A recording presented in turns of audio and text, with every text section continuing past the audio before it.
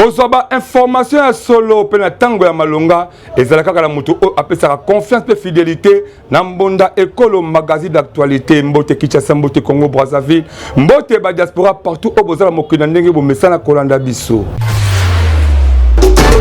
Sikato fongola édition na biso ya mokolelo na élément oyo République démocratique du Congo aza ko continuer kaka kofunda ba M23 na ba Rwandais na communauté internationale to ebité ti wapi to ko lukato sa solution na o etali ba désordre o na partie est ya République démocratique du Congo image pe commentaire. Mwana ya Congo, bondi melanga ike likambo ya parti S ya RD Congo, ezakaka kobeta mbonda ya mabe makasi. Boye bake, Jean-Pierre Bemba Gombo, Christophe Lutundula, na mwana mboka Patrick Muyaya, bakendaki kokutana mukolo ya mercredi, na ba ambassadeur européen pe américain, pona kolakisa bango, ba preuve ya ba attaque ya armée rwandaise na mabele ya RD Congo. Ya kokutana bango, ba carte, na ba image ya drone ezalaki exposé et pa Jean-Pierre Bemba, na ba collègue na ba ministre. Objectif ya démarche wana ezalaki, pona kokabola ba information wana pe kolakisa la communauté internationale ndenge Rwanda aza kosala ba désordre na mabele ya RD Congo. Ya koyeba kaka pona dossier moko oyo, le président de la République mwana mboka Félix Tshisekedi ayambaki pe ambassadrice ya Belgique oyo bango pe baza ko condamner soutien ya Rwanda na ba M23 pe ba sanction eza déjà adopté na Union européenne. Kaka mukolo moko wana bondi melanga ke Félix Tshisekedi ayambaki pe ambassadeur ya mboka Italie oyo aza ala RDC. Basololaki pe kaka pour la situation sécuritaire ya RD Congo. Ya koyeba ezake République démocratique du Congo azaka kofunda selon politique oyo eza adopté to éviter prise nini ba konzi bazali kobomba après nyoso oyo eza koleka. Mais na ngambo ya communauté d'Afrique de l'Est bango bazaka kosenga retour ya accord ya cesser le feu entre FRDC na M23 mais ya pasi pe ya mawa ezake cesser le feu yango bazali kosenga ezali kaka ba rebelle ba tika mandoki na FRDC mais bitumbane eza koselema awala RDC na mboka na biso to éviter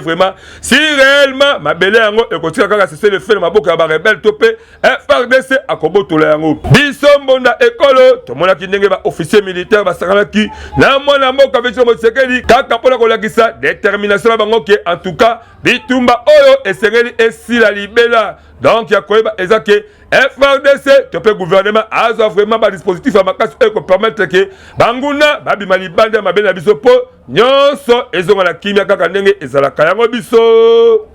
tobetisika kambunda bondi melangai ke bandeko ya INC parti chat ya mwana mboka Vital Kamerhe bazana esengo atamukete ndenge Vital Kamerhe azali te responsable ya ba campagne électorale ya mwana mboka Félix Tshisekedi ndenge ezaka na 2018. Ndeko ya Congo boye bake Union Sacrée de la Nation basi bapona ya bango candidat semoko ya ba présidentielle le 20 décembre 2023 mwana mboka Félix Tshisekedi ya makasi lisusu ezake toutaki kolakisa bino na ba édition na biso oyo euta koleka équipe ya campagne oyo ekokumbela masolo oyo po nyonso ezala kitoko kaka ndenge ezalaka mais esengeli boyeba ke équipe yango ekokumbamela na bana mboka Jacquemain Chabani na Akasia Bandubola bondi melanga ke choix oyo ya deux personnes oyo esepelisi bandeko misusu te na Union Sacrée de la Nation lokola bandeko ya INC ya mwana mboka Vital Kamerhe po bango balingaki ndenge esalemaka na 2018 ezalaka kase bongo esali somo pe ba critique ekomi kosalema tro na ngambu ya INC oyo baza ko considérer yango lokola humiliation et pas ya leader na bango mwana mboka Vital Kamerhe malgré nyonso esengeli bozala kimia po masolo ezaya kokabwana selon bakwa ya balang oyo leader azalaka pona Vital Kamerhe akobeta campagne na zone moko na mwana mboka basi lukwebo po mopazi wana ezaya bango makasi vraiment kaka ndenge eyebani nako sabino te neti kaka mbonda oyo eza kobetama na ndenge moko ya bamayele ya CNC et surtout ke bandeko ya INC baza kosala pe ba calcul ya kola na ndenge ba accord na bango esalemaka depuis Nairobi po et Sengela Kiki, moi Namboka Vital Kamere, à sa poste de premier ministre, mais Ayaki ko se retrouver comme directeur cabinet avant à Kota Bolo comme Mingi Mingi, dans ma soleil à 100 jours, et surtout que, et baby sa réputation de Makasi malgré Amela Neka Ngengeboui. Ah, wato ebike, ma campagne électorale est dans le 19 novembre 2023, peut aussi le 18 décembre, selon le calendrier Yassenu. En tout cas, tu conseilles la balade politique, Boke ba mikolo oyo etikali muke, boye ba combattre ba accord oyo bozalango, lokite la dernière minute okoyoka o, ba kabwalipo, ko kabwa la politique et pas ba congolais, ezala kalango lokali pa batia mambo fele kutu et beti sakalango solote. Yango biso, te beti monda pe to kebisi bino boza vraiment ekengea. Kolala kolamuka, boye ba kestieni auti ko former bandeko o ba kumaka ba canon rapide de manière que baye ba kosa ba déploiement ba kit électoraux na bisika ba vote ekozala.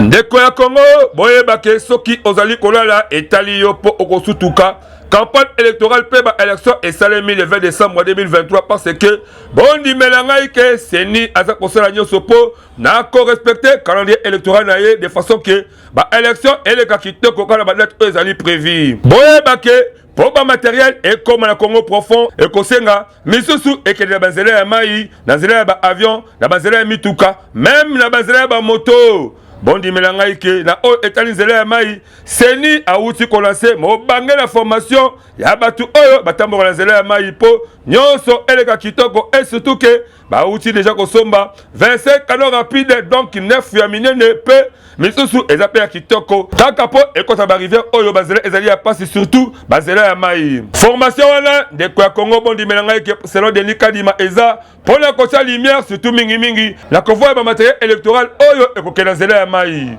de joindre les différents villages ou bourgades que par des fleuves. Tellement que formation et objectif qui et CIP rapporté à Joël à Betty Sambondanae. L'objectif global de cette formation vise à doter la CENI d'un personnel navigant performant, susceptible de garantir un déploiement aisé du personnel et du matériel électoral. Et bon, moyen moko, question à jouer à le battre pour Aza 0, surtout la procédure, il y a quand même un bilan comme élection. La Commission électorale nationale indépendante devra acheminer le matériel à partir des 4 hubs principaux jusqu'aux 255 sites de formation pour apprévisionner près de 75 498 bureaux de vote et 179 CELSER dans le respect du calendrier électoral. Bondi melangai ke cérémonie yango esalemaki kitoko na présence ya membre ya bureau ya CNP et Sukaki na motu o babetaki na fleuve Congo de manière que bayo kananu elengi ya bakalo rapide o basombi biso pe mbonda ekolo tokoyebisa bandeko en tout cas pardon bon respecter le calendrier électoral la bino ndenge bokali et surtout que biloko beko bikomona en tout cas assurance de confiance économique salema awa pe tobeleli na bakandida bobongama bolala bapongita ba distraction se préparer pour ba élection vraiment ekozala yango biso tobetisika kambonda c'est ça ata toujours continuer ko sensibiliser ba partie prenante ya bondi melanga ki auti to kutana na basali ya Nzambe parce que bango pe bazala ba impact makasi na o etali côté et surtout ba prêcher mingi na o etali kimia na mboka pour ba processus électoral et le kakitoko. Ndeko Congo, boye bake c'est ça azako luka kimia pe bomoko ezala surtout na ba moment oyo tozako kene na ba élection ya le 20 décembre 2023 na yango bondi melanga ke mwana mboka Christian Bosenge en qualité numéro 1 à ce sac a lancé mo bangé la campagne ya sensibilisation na ba partie prenante po la ko rappeler bango surtout ndenge toza na ba processus électoral oyo esengi kimia bomoko pe bolingo ezala de manière que nyonso eleka kitoko bondi melanga ke la cadre de sensibilisation na esengela ki pe ko associé surtout basali ya Nzambe po bango pe bazaba oyo surtout na bangonga ba matière bango esengeli ba prêcher message ya kimia po ba élection eleka kitoko boye baki akutanaki na passer soli kafuta oyo yepe asepelaki na idéologie la kutu abetaki mbonda boye liboso ya caméra na biso. Nous sommes dans une période de post-électorale. C'est une compétition politique où l'exercice du pouvoir est là pour gouverner. Et notre devoir en tant que prédicateur, c'est de faire que ces devoirs civiques puissent se passer dans la quiétude, dans le calme. Et surtout que nous sommes des chrétiens. et que Dieu nous assiste, parce qu'en tant que patriotes, nous avons un seul héritage, c'est la République démocratique du Congo. Esukaki wana te boyebake ayambaki mpe lisusu mwana mboka Denis Lesi l'homme de pétage mpe babetaka masolo moko oyo mokonzi ya bapétage mpe abetisaki monda liboso ya caméra na biso. Nous sommes à une période électorale où on ne peut pas tout dire à la télé, on ne peut pas tout faire à la télé. Parce qu'il nous a informé, par exemple, la campagne commence le 19. S'il y a des candidats dans nos églises, on ne peut pas faire parler des candidats avant le 19. Et bon, le président c'est ça que mwana mboka Christian Bosembe alobate azwa 0 boyo kadenga nini abetisaki monda. Changer autour de la responsabilité qu'a l'Église en cette période pour prêcher la paix, prêcher l'unité, prêcher la responsabilité et prêcher la cohésion nationale. Et il a été pour moi une personne de très grande culture et d'une ouverture assez profonde. Bon dimela ke nyonso oyo ezali ka pona ko luka ba élection décembre eleka kitoko et surtout que ba élection sukalango esengaka ezala feti mais ezala mawate yango biso tobetisi kaka mbonda muke toza kokende na ba élection en décembre 2023 boyebake ba vrai leader bazali kobonga makaka ndenge moko pe ba au cadre de la fondation les rebâtisseurs basangana ki ba luka ndenge nini ba ko créer ba stratégie ba élection eleka kitoko po ba leader na bango ba réussir avec impact pe idéologie image pe commentaire ya mwana mboka Yannick Kaloso. Boko tuna ngai ebela batu o bavandi baza banani boyebake oyo ezali ba membre cadre ya fondation les rebâtisseurs oyo mingi basangani pona kosala ba réunion moko stratégique et surtout que baebike le président fondateur ya fondation les rebâtisseurs mwana mboka Estino Kabamba bakisela les samouraïs du changement pe Papa Changu azali candidat député national yango basangani pour la créer ba stratégie ya kitoko oyo ko permettre que na ngonga oyo kaka seni akolobanga bango pe bakota déjà na masolo babeta masolo kitoko pour la kokuma ici na destination finale.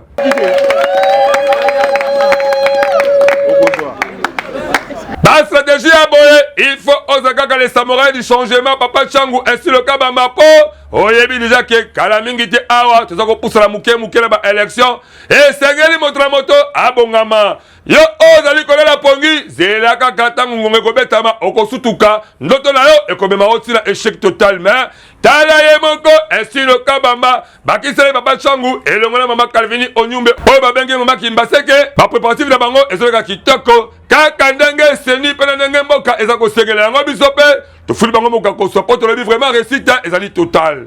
kaka ndenge toyebi crise oyo ezali na ensemble professeur de Kinshasa etindaki badepute provinciaux ya Kinshasa bakutana na mwana mboka Christophe Mboso batalisa ye oyo ezali koleka kuna image pe commentaire.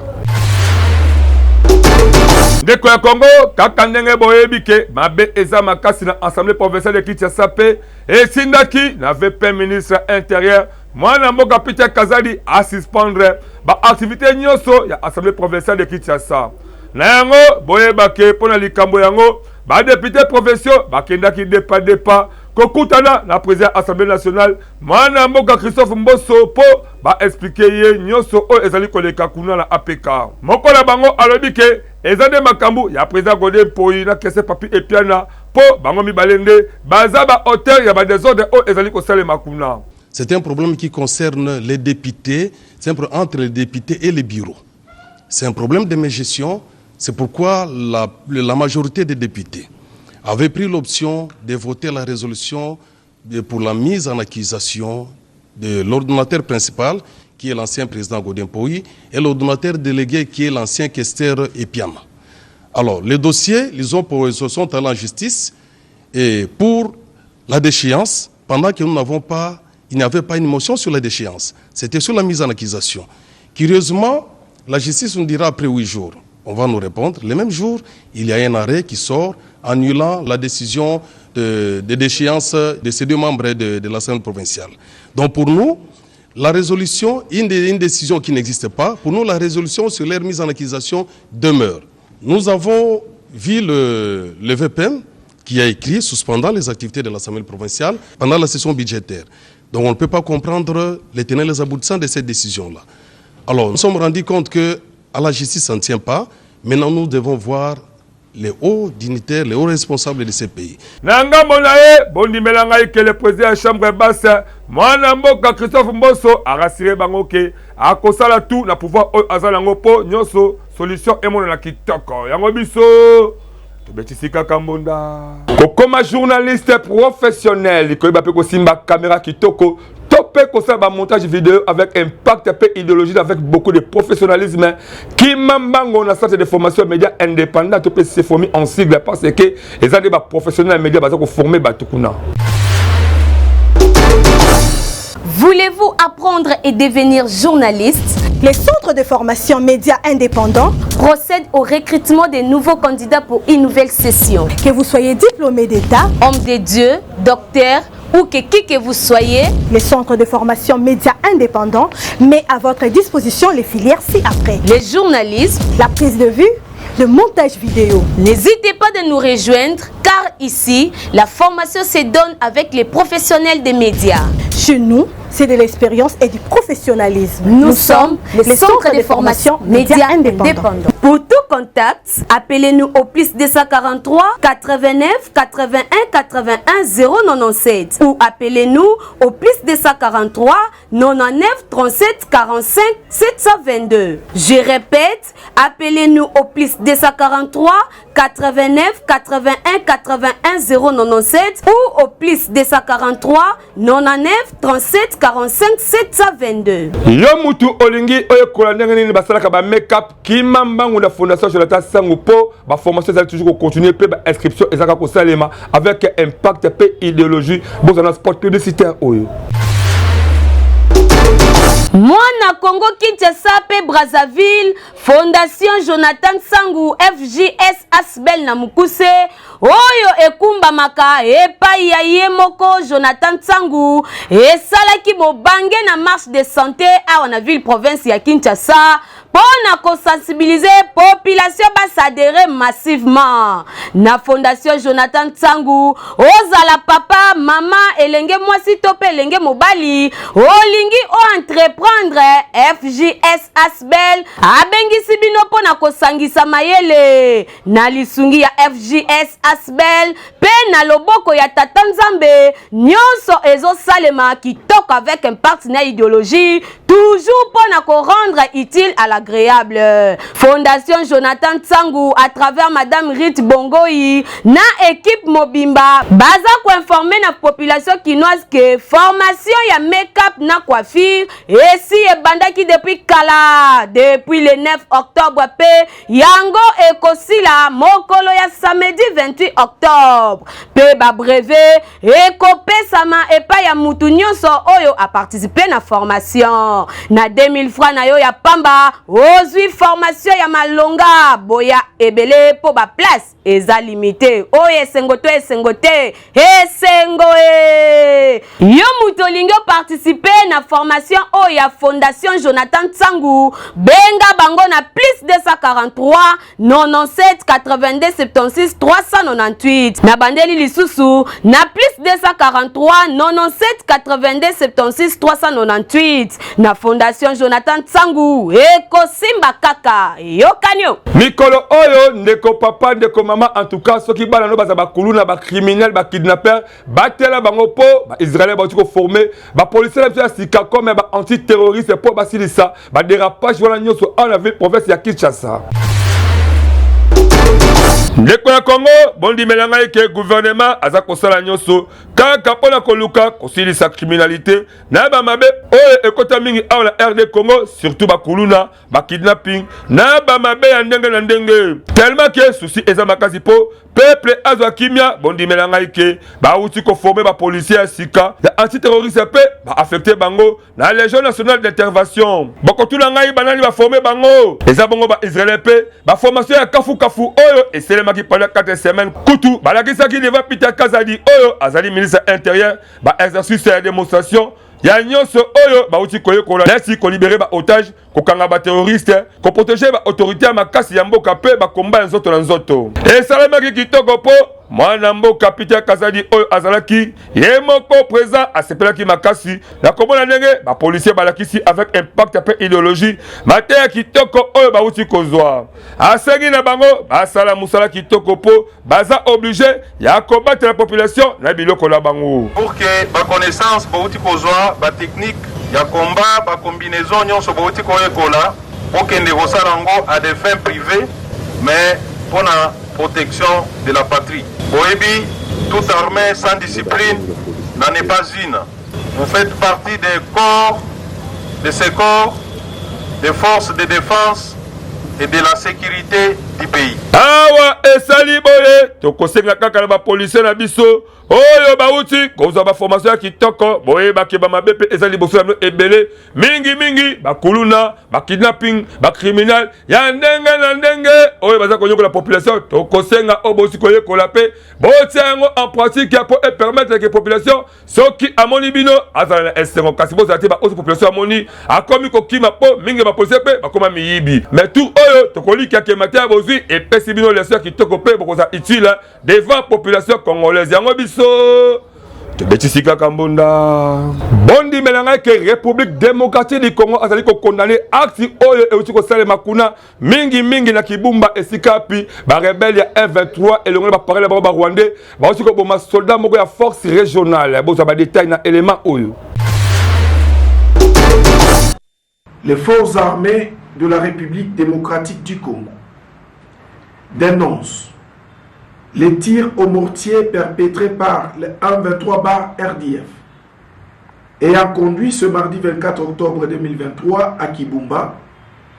à la mort d'un soldat de la paix de la force régionale des États de l'Afrique de l'Est.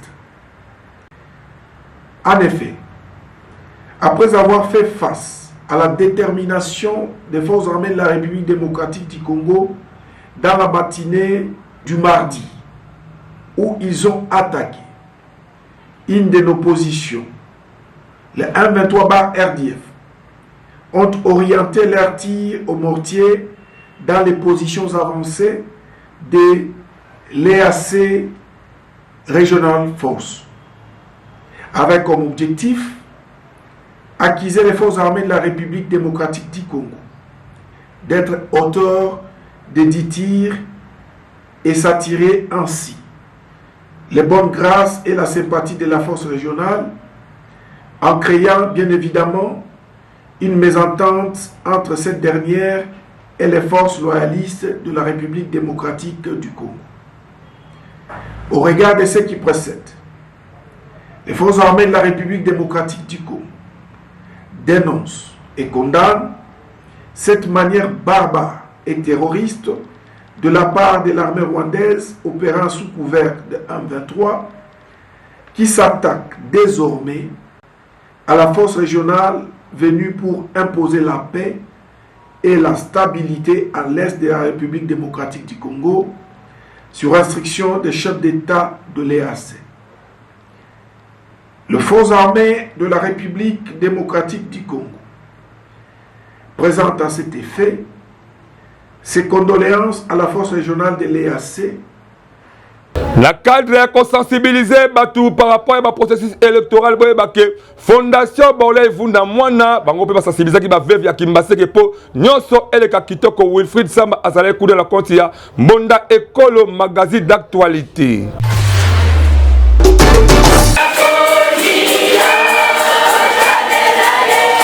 Ndeko ya Congo et tout luku ya batu obozali komona mingi ba mama boko tunanga tozali wapi boye bake tozali awa na komina Kimbaseke mingi na avenue Ngwizani e pai wapi mwana mboka Borley Vunda Mwana oyo atabola na fondation oyo e pesa na kombo na yemoko pena mokuse FBVM oyo yiko bake fondation Borley Vunda Mwana mokola lelo boye bake ba mbaki bango avec impact na idéologie e pa ba mama veve ya komina Kimbaseke kaka la cadre ya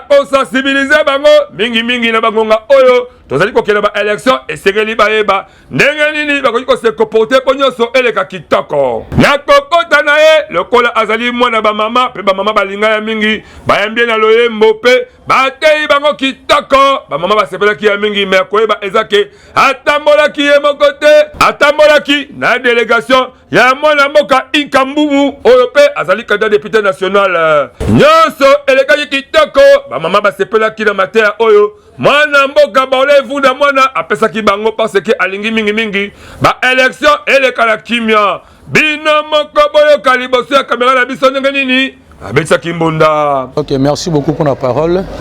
Déjà toujours dans la cadre fondation FBVM fondation Baolé vunda mwana à chaque fois que j'en maman veuve na biso toyaka to soutenir air nyonso ni toyi kotala bango lisuto solo là ndenge makambozo kende j'en a posé fondation ekende liboso kuma munene toyi ko sur la stratégie na biso na maman veuve na biso na kati ya Kimbantseki. En tout cas message clair na ngezali biso tolingi ba mama basambela pona biso parce que makanisi tozana ngo eza ya kosunga ba mama parce que ba mama veuve bazali pamboli pona biso kokanisa bango tana mwa loso mwa lipa mwa ji ezali pamboli pona biso koleka. En tout cas yango eza souci na biso kosunga ba mama veuve na kati ya commune ya Kimbantseki. Ezali kitoko kotala ndenge mwana mboka azali kosensibiliser ba mama veuve kolakisa bango ndenge nini esekeli base comporter boye bino pe ba misusu bo amboite ba pana ye boteya bandeko ba congolais bayebake mikolo oyo esekeli kose comporter kitoko po ba élection elekana kimia yango biso Betisika Kambunda. Ba terroriste ADF basali massacre munene kuna la cité Oicha ba bomi ba pillé ba tumi ba kidnappé donc mawatro bolanda porte-parole à Sokola Ndengenin à Betisimbunda. Nous nous sommes réveillés aujourd'hui avec une mauvaise nouvelle. Il s'agit de l'incursion dans la cité de Oicha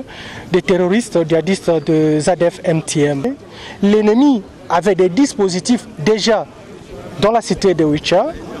grâce à ses collaborateurs, ses antennes qui sont déjà dans cette cité, où l'ennemi a commis des massacres avec 2 machettes. L'ennemi n'a pas voulu tirer des coups de balle parce qu'il savait que l'armée allait intervenir avec les services de sécurité dans son ensemble pour les mettre hors d'état de nuire. L'ennemi s'est divisé en 3 groupes.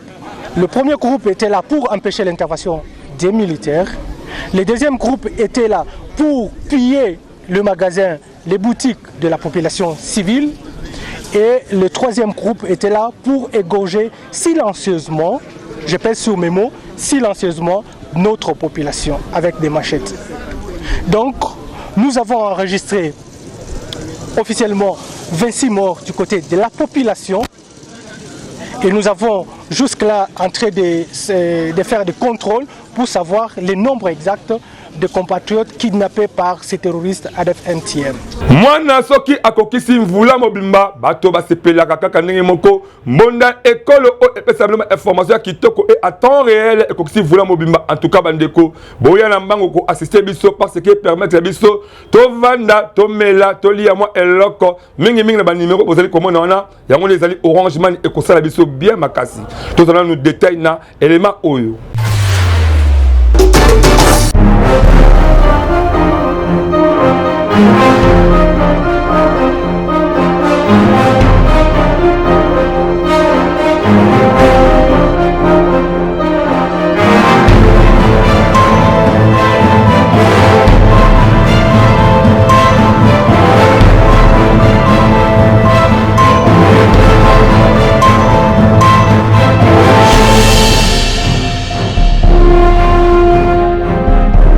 Abakisi mvula moko na bamvula onzambe apesa ye mwasi ya kitoko ya moluba ya pembe na kombo ya Jiji Kajinga kaka ndenge bozali komona wana seke vraiment soso taba kwanga mangwele pe pipila kubweta eza koliama kaka ndenge mona film en tout cas nini mwana mboka o écrire mateta zalaki o mitema na ngai pe o mitema na bino bandeko po to bandaki na bino uto e bandeli pe to komina suka édition moko lelo aussi ma caméra et simba maki et pe mwana mboka Wilfried Samba montage et réalisation ya mwana mboka écrit di mateta niveau rédaction Charmela Mbondo et le mwana maman Medid Kambemende ba simba ki masolo po bozo ba commentaire na ba image o kitoko mingi pe bo continuer ko s'abonner la chaîne YouTube na biso Mbonda école officielle pe boye na biso ba sport na bino ba activité na bino to kolekisa yango kitoko mais une année Mbonda école en tout cas pardon c'est bo sepela na biso partout bozali kaka na numéro wana bokata ba $1, ba $2, ba $10 et que ça la biso bien. Tout à la prochaine masokolo yesu azongite parce que to linga bino mingi ya to luka pe information malamu pour te tabino à l'aise. Merci bye.